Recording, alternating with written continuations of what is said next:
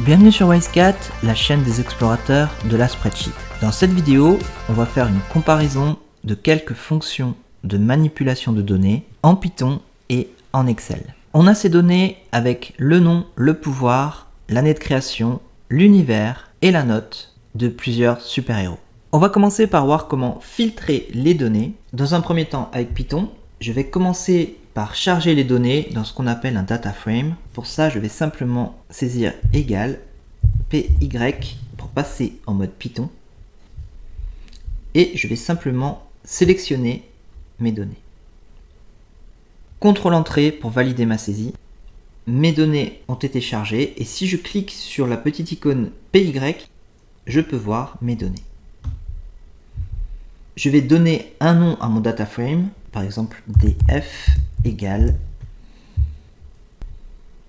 Je vais vouloir filtrer mes données pour garder uniquement les notes supérieures à 8. Pour ça, je vais passer en mode Python. Je vais utiliser la méthode query. Je vais l'appliquer à mon data frame et je souhaite uniquement les notes supérieures à 8. Je vais renommer le résultat renvoyé meilleur héros. CTRL Entrée. J'ai un nouveau data frame qui a été créé. Si je l'affiche, j'ai bien mes super-héros avec une note supérieure à 8. Je peux aussi l'afficher directement dans Excel en cliquant sur ce bouton, Array Preview, et voilà mes données. Un petit peu plus compliqué, je vais vouloir filtrer mes données selon deux critères. Il faut que les super-héros appartiennent à l'univers Marvel et que la note soit supérieure à 8. À nouveau en Python, j'appelle la méthode query, je l'applique à mon data frame, et j'ai deux critères, l'univers égale à Marvel et la note supérieure à 8. Et voilà mon résultat.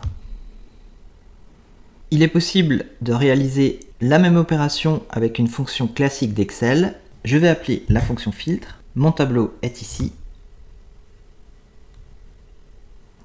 Point virgule, je souhaite y inclure uniquement les notes supérieures à 8. Je ferme la parenthèse et Entrée. À présent, je souhaite filtrer mes données avec le critère Marvel et note supérieure à 8. Je peux faire ça avec la fonction filtre d'Excel. Je sélectionne mon tableau. Point virgule. Premier critère, l'univers est égal à Marvel.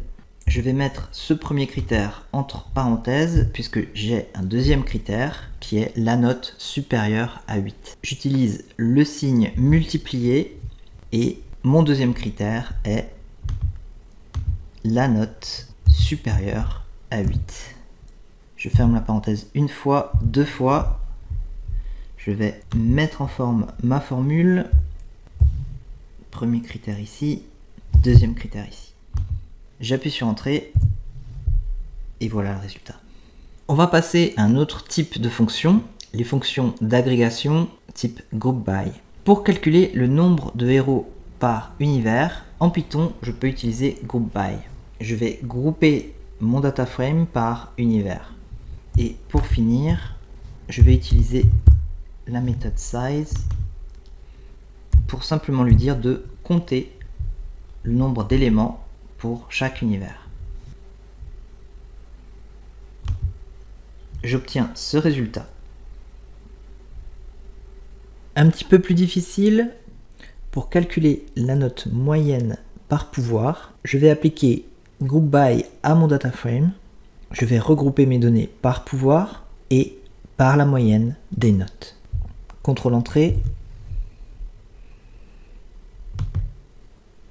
Et voilà mon résultat. Excel possède la fonction grouper par qui est similaire à GroupBy dans Python. Pour calculer le nombre de héros par univers, je vais appeler la fonction grouper par. Premier argument row fields, c'est-à-dire pour mes lignes, je vais sélectionner les univers. Point virgule. Au niveau des valeurs, je vais sélectionner les notes.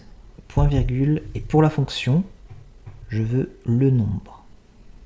Je ferme la parenthèse et Entrée. À présent, je veux retrouver la note moyenne par pouvoir. C'est possible aussi avec la fonction grouper par. Premier regroupement, le pouvoir. point virgule, deuxième regroupement, la note, point virgule, et au niveau de la fonction, je souhaite retrouver la note moyenne. Voilà le résultat, et j'ai la même chose que ce qu'on a fait précédemment avec Python.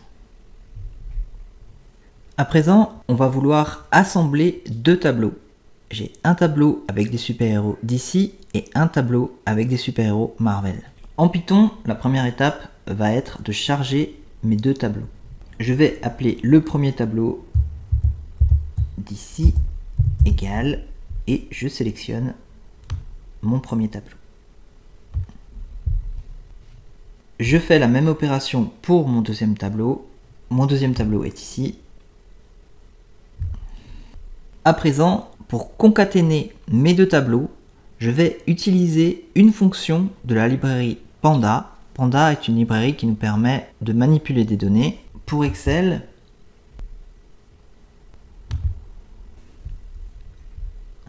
la fonction Panda est automatiquement importée et elle s'appelle PD. Je vais appeler Python. J'appelle la librairie Panda. Dans cette librairie, je cherche la fonction concat et j'indique mon premier tableau d'ici et mon deuxième tableau qui s'appelle Marvel. Je vais charger ce nouveau tableau dans une variable que j'appelle super-héros. Et voilà mon tableau. On peut réaliser la même opération avec la fonction assemble V pour assembler verticalement deux tableaux. Mon premier tableau est ici. Mon deuxième tableau est ici. Attention, je ne prends pas l'intitulé du deuxième tableau. Et voilà le résultat. Un petit peu plus compliqué, on va réaliser une jointure. J'ai un tableau avec des super-héros et pour chaque super-héros, j'ai un identifiant de super-pouvoir. J'ai un deuxième tableau avec l'identifiant unique des super-pouvoirs et le nom du pouvoir. Je vais vouloir joindre ces deux tableaux pour avoir un tableau unique avec le nom du super-héros, l'univers, l'année de création et son super-pouvoir.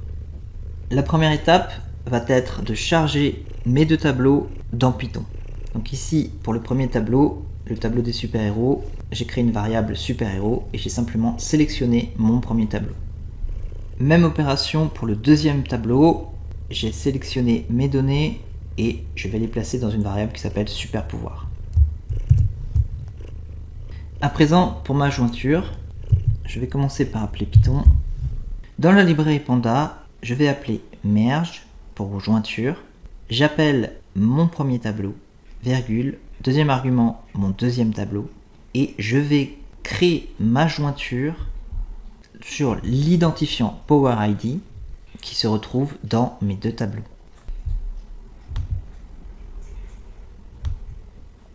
Et voilà mon tableau avec le nom, l'univers, l'année de création et le pouvoir. On peut faire la même chose avec Excel. Je trouve que dans Excel, pour créer une jointure, le plus simple est de passer par Power Query. Je vais charger ma première table dans Power Query, clic droit, obtenir des données à partir d'un tableau ou d'une plage. Voilà mon premier tableau, je vais simplement le nommer super-héros. Je vais venir charger le deuxième tableau. Pour ça, je clique dans Fermer et charger dans. Je vais commencer par créer une connexion entre le premier tableau et Power Query. Voilà mon premier tableau. Je vais venir charger le deuxième tableau. Je sélectionne une cellule du tableau, clic droit, obtenir des données. L'éditeur Power Query s'ouvre à nouveau.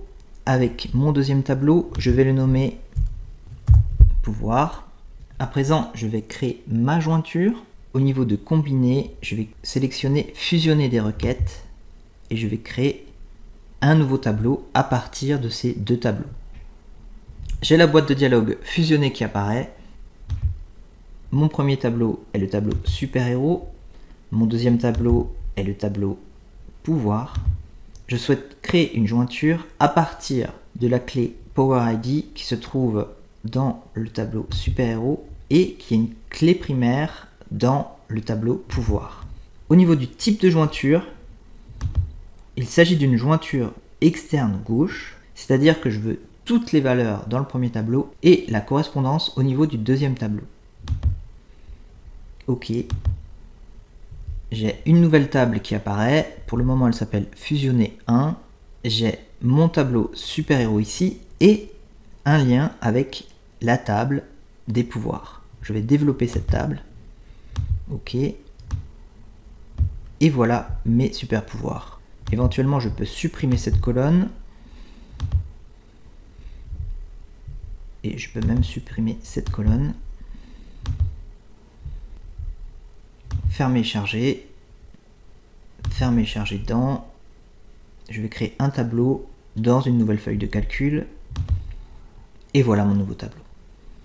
C'est tout pour cette vidéo. Si vous voulez découvrir plus de fonctionnalités de Python dans Excel, laissez-moi un commentaire. Et sinon, si vous avez des suggestions de vidéos, que ce soit sur Excel, Power BI, l'intelligence artificielle, laissez-moi un commentaire. D'ici là, n'oubliez pas que je suis Spreadsheetman.